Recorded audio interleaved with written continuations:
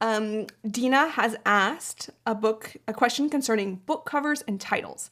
How can we make sure that the title or cover we have for our books is the best for our story, even after the publisher or as we as self-publishers decides on it?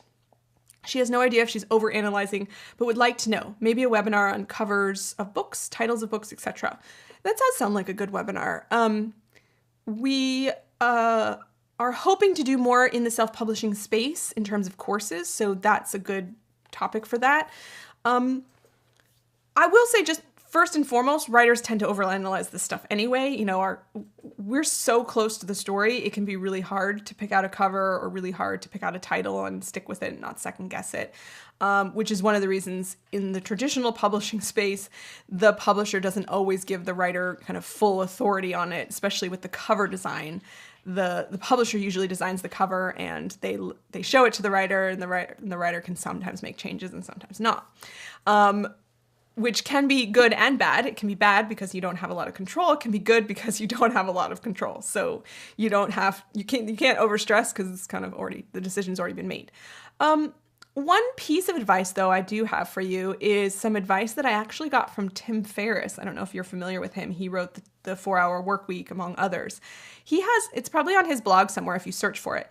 But he talks about how when he was launching the 4-Hour Workweek, I think it was the 4-Hour Workweek, he did these really interesting, he tested the water with his title and cover by creating sort of mock Google ads. Well, they were real Google ads. And he bought up a bunch of Google ads with different titles and different covers. And he had all of them just go to his book page, like pre-order the book or this book is coming soon or whatever it was on that page. But he ran the ads with different titles and different images. And then he saw which ones got the most clicks. And so this was sort of a random polling of people who were searching for similar things. He probably I would guess he kept all the search terms and keywords the same, but just changed the title and the cover so that when people, so if you're writing a book on unicorns, let's say, you would buy an ad on Google Ads with the keyword of unicorns, fiction, whatever. And then you would put 2 different covers or 2 different titles and you could see which one's getting clicked the most. And that would be just kind of a really great test, right? The other thing you can do is poll your own community. So just take it outside of yourself, really, is because writers tend to overanalyze. So poll your community, put 2 covers up on Instagram and ask which ones do you guys like the best? Which one would you pick up? And have people vote that way. I've seen writers do that with their author photos. You can do that with titles. You could also post, so that's I think that, polling your own community would be good too. I have to tell you guys a story about when I titled My Life Undecided. It's about a girl who makes horrible decisions, and I thought it was funny that we couldn't decide on a title. So it was very, very fitting. We had so many titles. Me and the publisher, we could not come up with a really good title. The book basically was called Untitled Jessica Brody YA for 2 years.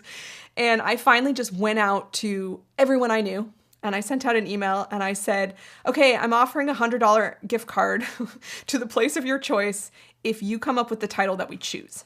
And just by adding that extra incentive of the gift card, I got so many titles from people who normally never even write me back. And suddenly, my inbox was flooded with titles. And it was just funny. I'm like, you guys, the $100 gift card is that was really a good incentive.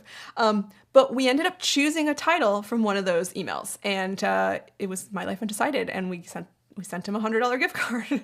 And it worked really well. So that's sort of my little stories/advice on what you can do to help with those things.